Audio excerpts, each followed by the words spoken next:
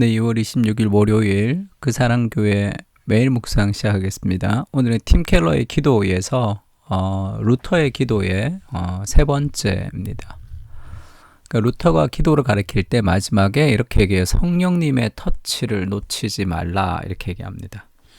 그러니까 원래 제목은 성령님의 터치가 아니라 프리칭, 성령님이 말씀하실 때 그것을 이제 들어라는 거죠. 성령님이 The preaching of the Holy Spirit, 그러니까 성령께서 preaching 하시는 것을 놓치지 말라는 그런 의미가 있습니다.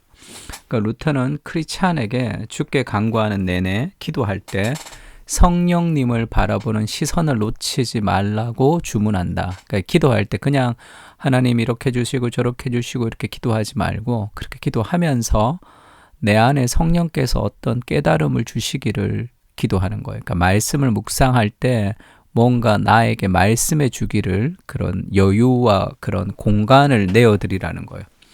말씀을 묵상하거나 기도하거나 선한 생각들이 샘솟는다면 다른 제목들은 잠시 미뤄두고 그런 생각이 마음에 깃들일 여지를 확보하라.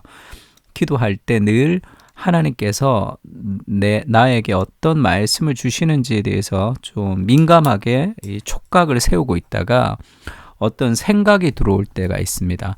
어떤 새로운 생각으로 성령님 우리에게 말씀해 주실 때도 있고 마음의 감동으로 이렇게 전해 줄 때도 있죠.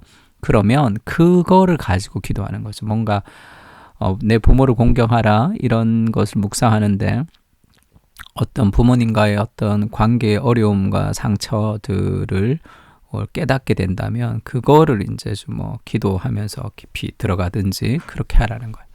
그래서 어떤 아이디어와 생각을 성령께서 주시기를 그거를 이제 열어놔라. 마음을 열고 기도하라. 성령님이 이 프리칭하는 거를 좀 이렇게 받아들여라는 거예요. 조금 더 읽어보면 침묵 가운데 귀를 기울이고 무엇에도 방해받지 않도록 해야 한다. 성령님이 친히 말씀을 선포하는 순간이기 때문이다.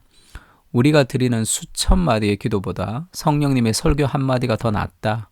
나로서는 방대한 독서와 연구보다 한 번 기도해서 더 많은 가르침을 얻는 경우가 허다했다. 팀 켈러 그렇게 얘기합니다.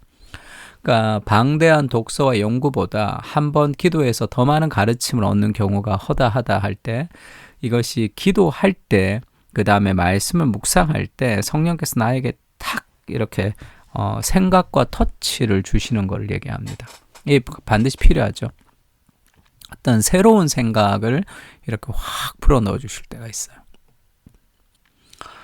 그러면서 이제 책을 볼 때도 이제 기도하는 마음으로 책을 보는 것도 좋고 책을 읽다가 어떤 좋은 문장이 있잖아요. 은혜가 되는 문장이 있으면 그걸 가지고 기도하는 게 좋습니다. 그러면 성령께서 그런 도구를 통해서 내 안에 역사하실 수 있도록 나를 좀 내어드리는 공간이 좀 필요한 거예요. 그러니까 제가 요즘 읽고 있는 책 중에 시대의 요구에 부응하는 기독교라는 프란시스 셰퍼의 소책자가 있습니다. 이 소책자를 쭉 읽다가 이 구절을 만났어요. 그러면 쭉 읽다가 어떤 구절을 만나면 그걸 가지고 기도하고 싶은 마음이 들면 그냥 바로 기도하면 돼요. 그러면 하나님이 여러 가지 그 기도 속에서 생각을 주시면 그걸 적는 것도 좋습니다.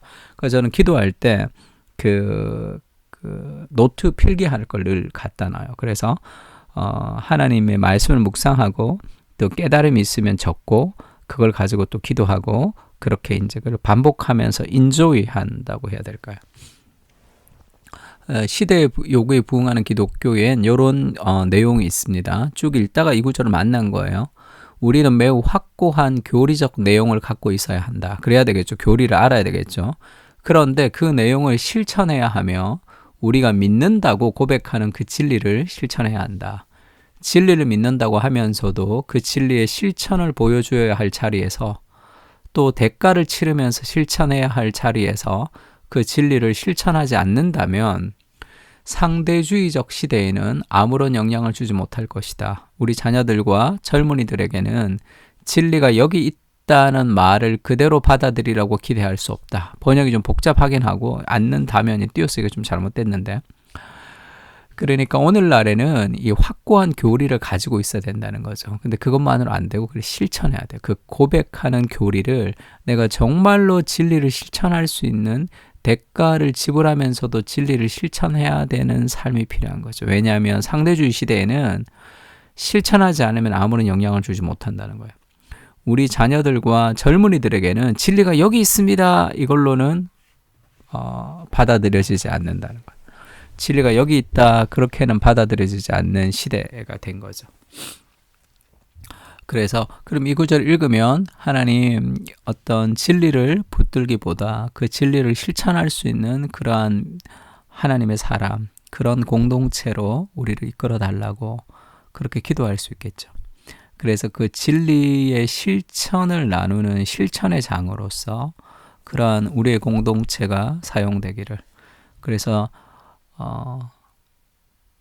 하나님의 나라를 보여주는 가시적인 공동체가 교회 공동체인데, 우리가 완전한 모델은 되지 못하지만 하나님의 나라가 저기 있다라고 보여줄 수 있는 화살표로 우리가 이 땅에 존재할 수 있게 진리를 실천하는 그런 순종의 사람이 될 수 있도록 그렇게 기도할 수 있겠죠.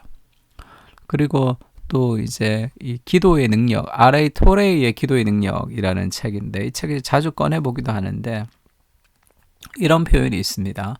역사상 현대교회처럼 완벽하게 조직적이고 능숙하며 많은 재력과 교인을 소유한 교회가 결코 없었다. 현대교회의 조직은 놀라울 정도로 완벽하지만 그 조직과 구성에는 능력이 빠져 있다. 어떤 일이 잘 되지 않을 때 하나님을 의지하면서 그분의 능력을 구하는 것이 아니라 새로운 조직이나 기구를 찾는 거죠.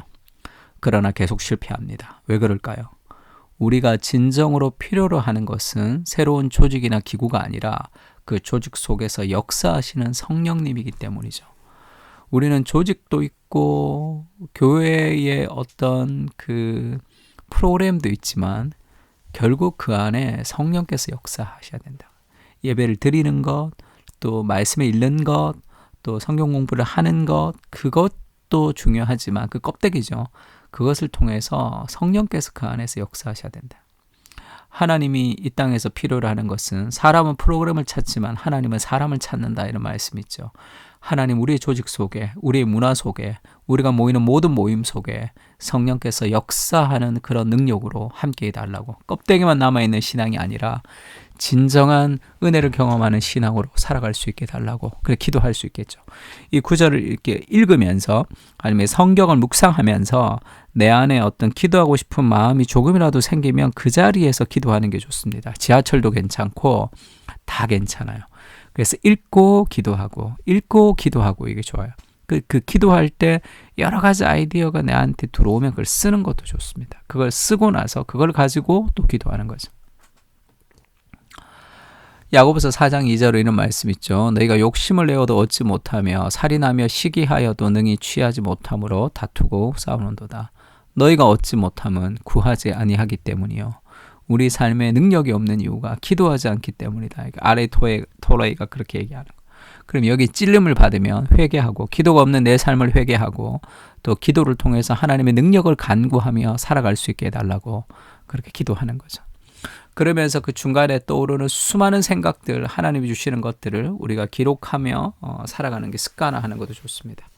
그러니까 루터가 말하는 성령님의 깨달음은 단순한 느낌이 아니라 하나님의 말씀을 통한 이해죠. 하나님이 나한테 이런 느낌을 주셨다, 이런 느낌을 주셨다는 것은 틀릴 수도 있고 맞을 수도 있습니다. 그래서 그걸 하나님의 음성이다 이렇게 얘기하면 좀 위험하기도 하죠. 그러나 하나님의 말씀을 바르게 해석한, 그것을, 그 말씀을 해석한 적용을 통해서 하나님이 역사하시는 거예요. 성령께서. 누구를 만나라 뭐 이런 식보다는 하나님의 말씀을 깊이 새김질할 때 성령님이 가슴에 사무칠 뿐 아니라 완전히 새로운 느낌이 드는 풍성한 깨달음과 아이디어로 채워주실 때가 있다. 있죠. 그러니까 하나님 말씀을 묵상하고 할 때 성령께서 내 안에 말씀하시기를. 그러니까 말씀이 해석된 말씀으로 우리에게 역사하시지, 그냥 말씀과 상관없이 성령께서 다이렉트로 직접 계시를 주신다거나 그러지는 않습니다. 그래서 그것을 이 바울의 기도로 표현하자면 너희의 눈을 밝히사, 우리 눈이 이제 열려야 되겠죠.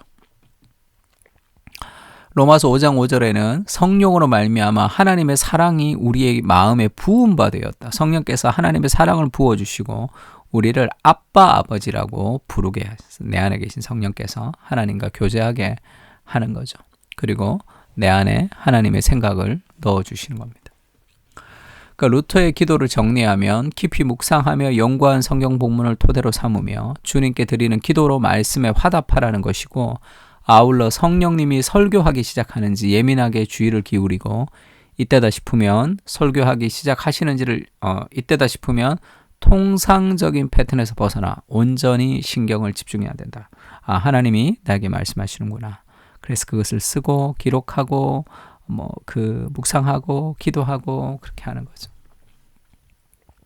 그러니까 성령님의 터치에 민감하라는 거예요. 그 민감하면 삶을 살아가면서도 하나님의 은혜를 경험할 수 있습니다. 다른 어떤 일들을 통해서도. 성령님, 우리 마음의 눈을 열어주십시오. 눈을 열어 주의 말씀에 기이하고 놀라운 것을 보게 하시고 그리스도를 인격적으로 경험할 수 있도록 인도해 주십시오. 우리에게 새로운 아이디어와 마음을 부어주시는 성령님, 늘 성령님께 민감한 눈과 마음으로 살아가게 하시고 말씀을 하실 때 깨달을 수 있는 지혜를 허락해 주시옵소서. 아멘. 우리 이 성령님의 은혜를 간구하는 그런 기도 생활 할 수 있게 해달라고 다 같이 좀 기도했으면 좋겠습니다. 기도하겠습니다.